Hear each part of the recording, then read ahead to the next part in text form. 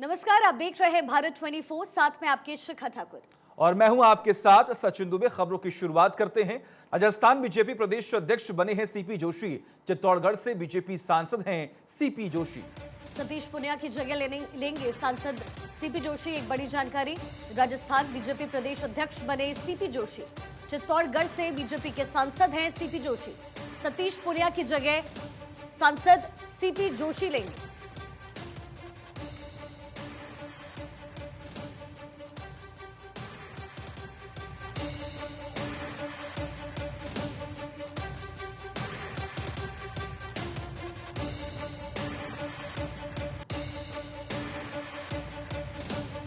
देखिए, राजस्थान बीजेपी प्रदेश अध्यक्ष बने हैं सीपी जोशी। आपको जानकारी दें कि चित्तौड़गढ़ से बीजेपी सांसद हैं सीपी जोशी। सतीश पूनिया की जगह लेंगे सांसद सीपी जोशी। ये खबर सामने आ रही है।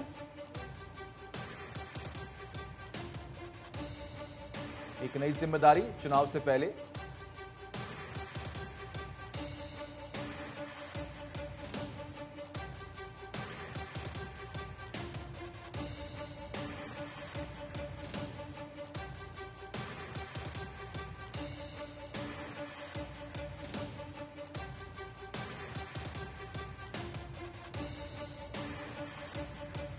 तो भाजपा गुटबाजी के बीच ये बड़ा फैसला बीजेपी की तरफ से लिया गया है। पीएम मोदी ने 2 दिन पहले ही इस बात के संकेत भी दे दिए थे।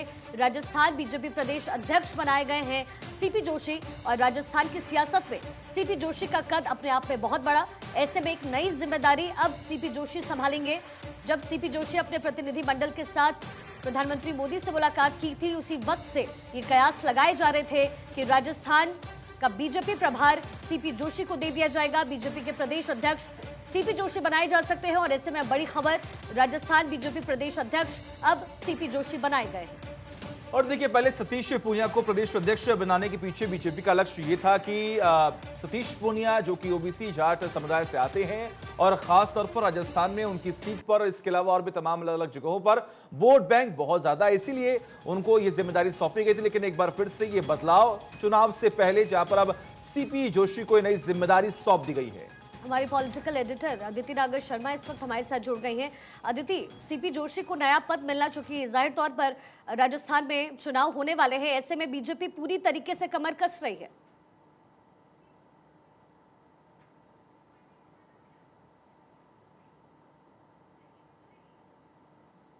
अदिति, क्या आप तक मेरी आवाज पहुंच रही है? चलिए अदिति से शिखा एक बार और आप थोड़ा नेटवर्क का इशू है। जी अदिति, चूंकि सीपी जोशी को एक नया प्रभार मिला है, नया पद मिला है और जाहिर तौर पर राजस्थान में होने वाले चुनाव को लेकर के बीजेपी किसी भी वॉइड को खाली छोड़ना नहीं चाहती। वो चाहती है कि पूरी तरीके से कमर कस ली जाए। सीपी जोशी को अध्यक्ष बनाया गया है, एक नया पद उनके नाम। आपको पता है शिखा, सीपी जोशी पिछले 1 साल से कई बार ऐसा हुआ कि बनते बनते रह गए थे। और रह कैसे गए? अक्सर यही होता है ना कि अपनी पार्टी में कोई ना कोई होता है जो बनने से पहले कोई एक छोटी सी पर्ची दिल्ली छोड़ आता था, उसमें कोई ना कोई ऐसी बात होती थी जिसकी वजह से आलाकमान रुक जाता था। अब बिंदुवार बात करते हैं। पहला, सतीश पूनिया का कार्यकाल पूरा हो रहा था। दूसरी बात है कि सतीश पूनिया के कामकाज को लेकर जो गुटबाजी जो थी वो बहुत ज्यादा बढ़ गई थी। उसका एक एग्जाम्पल ये है कि वसुंधरा गुट वर्सेस सतीश पूनिया गुट हो गया था और कई बार ये देखने को मिला कि उसकी वजह से पार्टी को राजस्थान में बहुत नुकसान भी देखने को मिला।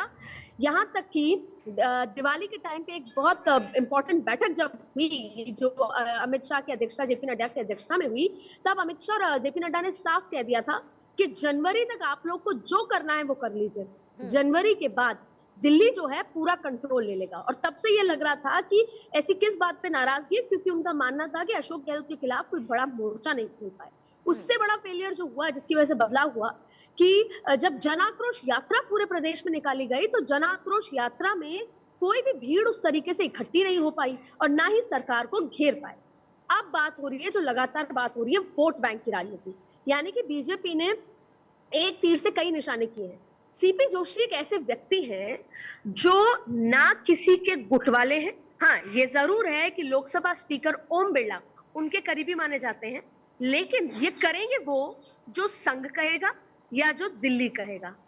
राजस्थान में इतने ज्यादा गुट हैं, वो किसी भी गुट के व्यक्ति नहीं है। शिखा, मैं उम्मीद कर रही हूँ कि आपको मेरी आवाज आप तक बिल्कुल आ पहुंच रही रही है, होगी। बिल्कुल आ रही है अदिति। ये किसी भी गुट के व्यक्ति नहीं है, सबसे बड़ी बात है। और दिल्ली यही चाहता है, दिल्ली ये चाहता है कि जो अब आला कमान की तरफ से निर्देश आए, क्योंकि दिल्ली ये समझ चुका है कि राजस्थान अब आउट ऑफ कंट्रोल हो चुका है। गुटबाजी इतने चरम पर है कि अशोक गहलोत भी अपने हर बयान में ये कहते हैं कि बीजेपी अपनी गुटबाजी पहले खुद देखे और बाद में कांग्रेस की गुटबाजी की बात करे। तो यहाँ पर एक तीर से कई साधे हैं निशाने। पहला, ब्राह्मण वोट बैंक। ब्राह्मण वोट बैंक सिर्फ राजस्थान ही नहीं, उत्तर प्रदेश से लेकर बहुत सारे, मध्य प्रदेश से लेकर बहुत सारे ऐसे राज्य हैं जहां पर सीधा सीधा प्रभाव करता है।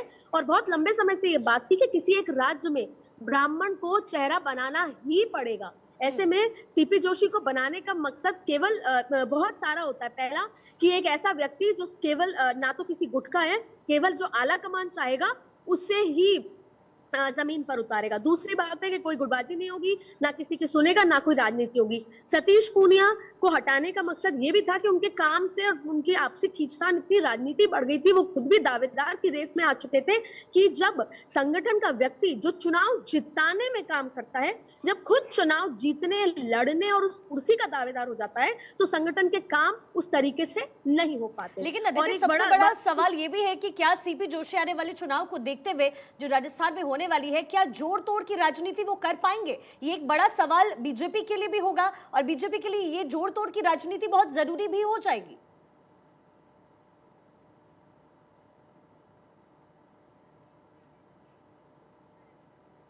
चलिए अदिति, मैं आपके पास वापस आऊंगी। तो राजस्थान में सांसद सीपी जोशी बने हैं प्रदेश अध्यक्ष। एक बड़ी खबर, ब्राह्मण वोट बैंक को साधने की काबिलियत रखते हैं सीपी जोशी।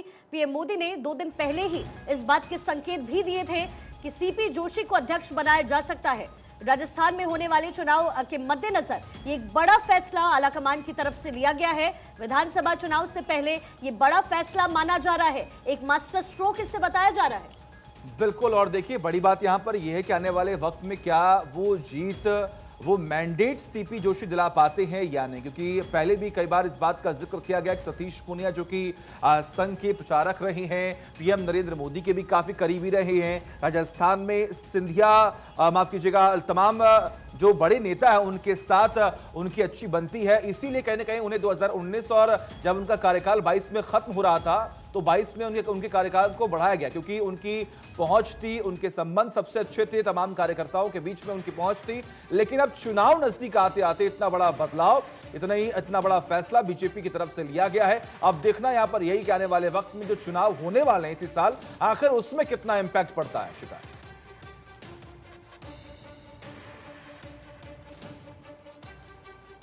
तो राजस्थान बीजेपी प्रदेश अध्यक्ष बनाए गए हैं सीपी जोशी।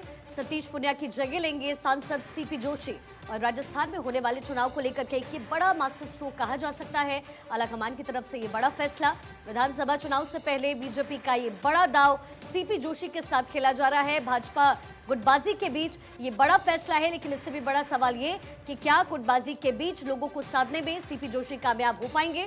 राजस्थान में होने वाले विधानसभा चुनाव से पहले ये एक बड़ा फैसला प्रधानमंत्री मोदी की तरफ से लिया गया है और तकरीबन 2 दिन पहले ही इस बात के संकेत दे दिए गए थे कि बीजेपी प्रदेश अध्यक्ष सीपी जोशी बनाए जा सकते हैं। अब देखिए, तमाम अटकलों के बीच में जब ये बड़ा फैसला यहां पर ले लिया गया है, खासतौर पर जब पहले ही ये तमाम लोगों को संकेत मिल चुके थे कि आने वाले वक्त में दिल्ली से पूरा कंट्रोल होगा, और इसीलिए देखिए इतना बड़ा फैसला लिया भी गया है। सीपी जोशी जिसको लेकर ये बात सामने आ रही है कि ब्राह्मण वोट बैंक को साधने का पूरा प्रयास इस बार बीजेपी चुनाव में करने वाली है।